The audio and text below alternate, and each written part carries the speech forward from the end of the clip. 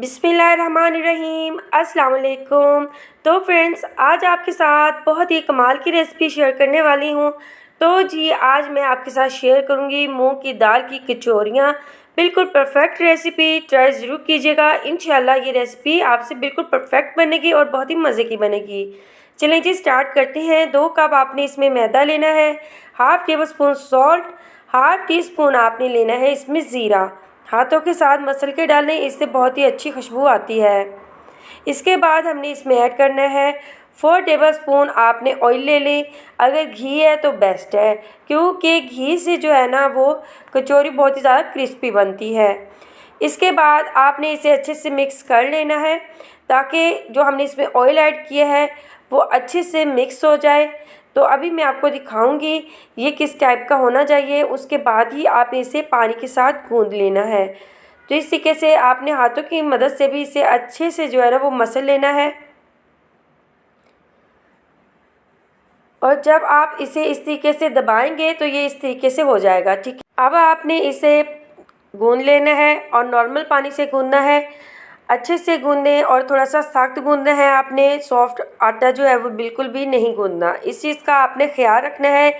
जब भी हम कचौरी समोसा बनाते हैं ना, तो उसके लिए जो आटा होता है ना वो थोड़ा सा सख्त होता है। जैसे कि हम नॉर्मल आटा गूंदते हैं तो उससे थोड़ा सा सख्त ही ये होना चाहिए, तभी आपके जो समोसे या फिर कचौरियाँ जो है ना वो क्रिस्पी बनती हैं।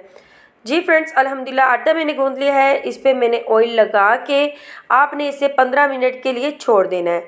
इतने में जो है हम मसाला जो है वो रेडी कर लेते हैं।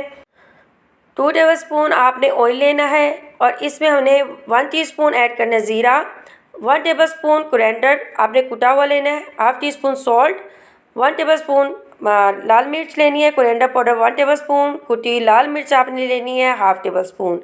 अब आपने इन मसालों को अच्छे से मिक्स करना है। इसके बाद ही आपने इसमें लहसुन अदरक का पेस्ट डालना है 1 टेबल स्पून। अब आपने इन तमाम चीज़ों को अच्छे से मिक्स कर लेना है। अब मैं इसमें थोड़ा सा पानी ऐड करूँगी ताकि मसाला जो है ना वो जले नहीं। ठीक हो गया जी। तो जी थोड़ा सा पानी आपने इसमें ऐड कर देना है। इसके बाद जी मैं इसमें ऐड करूँगी मूंग की दाल जो मैंने बॉईल कर ली थी। तकरीबन ये 1 कप जितनी जो है ना मूंग की दाल है। ठीक हो गया जी।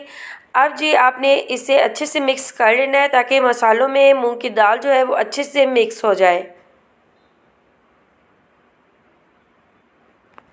जी फ्रेंड्स, अब आपने इसमें ऐड करना है बेसन या मैदा। 1 टेबल स्पून भर के आपने इसमें ऐड कर देना है। अब आपने इसे अच्छे से मिक्स कर देना है। इसके बाद जी लास्ट में हम इसमें ऐड करने वाले हैं इमली का पल्प। ठीक है, 1 टेबल स्पून आप ले लें, ये भी आपने इसमें डाल देना है। अच्छे से मिक्स करने के बाद अब हम इसमें हरा धनिया ऐड करेंगे।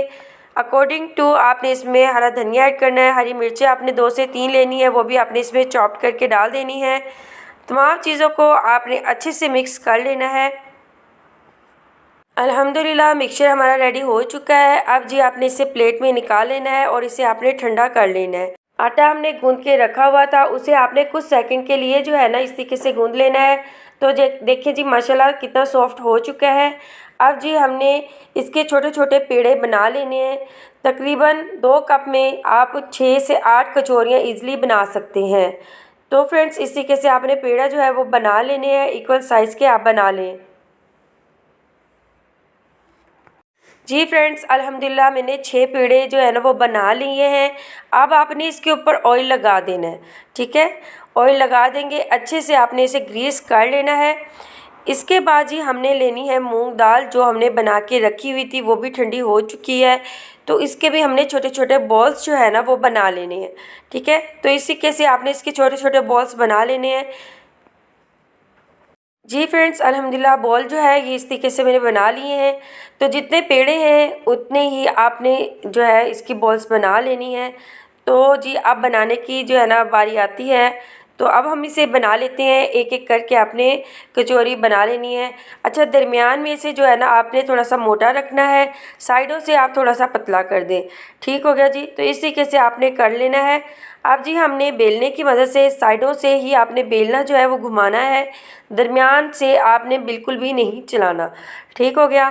तो इस तरीके से कचौरी जो है वो फट जाती है अगर दरमियान में से पतला होगा तो, क्योंकि वो वाली मेरी बहनें जो ये गलती करती हैं, तो आज से आपने ये बिल्कुल भी गलती नहीं करनी। दरमियान में से आपने थोड़ा सा मोटा ही रहने देना है। इसके बाद जो हमने बॉल बनाई हुई थी वो भी हमने दरमियान में रख देनी है और इस तरीके से आपने फोल्ड करना है। ठीक है, तो इस चीज़ को आपने गौर से देख लेना है। इंशाअल्लाह ताला आपसे कचौरी जो है बिल्कुल भी ओपन नहीं होगी और फटेगी भी नहीं और बिल्कुल परफेक्ट बनेगी। अब जी आपने इस तरीके से इसे कर लेना है और इस तरीके से आपने इसे रोल करते हुए जो एक्स्ट्रा आटा है वो आपने निकाल देना है। ठीक है जी। तो जी ये हमारी ज़बरदस्त सी कचौरी जो है वो बन चुकी है। बस आपने हाथ की वजह से इसे प्रेस करना है, इसे आपने यहाँ पे आके बिल्कुल भी बेलना नहीं है। तो इस तरीके से कचौरियाँ आपने सारी रेडी कर लेनी है। तो फ्रेंड्स अल्हम्दुलिल्लाह मैंने सारी कचौरियाँ रेडी कर ली हैं। अब जी इसे फ्राई करने की बारी आती है। ऑयल जो है वो आप देख सकते हैं कितना गर्म है। ठीक है, अभी इसमें से बबल भी नहीं आ रहे। तो आपने इस चीज़ का ख्याल रखना है। स्टार्टिंग में आपने स्लो स्पीड रखनी है। जब कचौरियाँ बनना स्टार्ट हो जाएंगी एक साइड से तो आपने मीडियम स्पीड कर देनी है। स्टार्टिंग से आपने ख्याल करना है कि बिल्कुल भी आपने स्पीड जो है वो तेज़ नहीं करनी। कचौरी अंदर से अच्छे से बनेगी नहीं, क्रिस्पी नहीं बनेगी। तो जो स्टेप मैंने आपको बताए हैं ना, बस आपने उन स्टेप्स को फॉलो करते हुए बना लेना। ठीक है, एक साइड से जब आपको लगे कि ये हल्का सा फ्राई हो चुका है और ऊपर आ चुका है, ऑयल की कचौरी जो है वो ऑयल के ऊपर आ चुकी है, तो आपने दूसरी साइड इसकी चेंज कर देनी है। ठीक हो गया। अब आपने इसे फ्राई कर लेना है। तकरीबन 15 मिनट के अंदर अंदर ये फ्राई हो जाएगी अच्छे से। कचौरी जो है आपकी क्रिस्पी सी रेडी हो जाएगी। ठीक है, इसी तरीके से आपने तमाम कचौरियाँ जो हैं वो बना लेनी है। बहुत ही मज़ेदार है ये रेसिपी, ज़रूर ट्राई करनी है आपने इमली की चटनी के साथ। मैंने अपने चैनल पे इमली की चटनी भी आपके साथ शेयर की हुई है, वो भी आप जाके रेसिपी देख सकती हैं।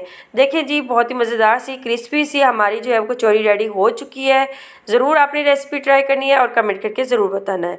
अब मुझे इजाज़त दें, दुआओं में ज़रूर याद रखना। ओके, अल्लाह हाफिज़।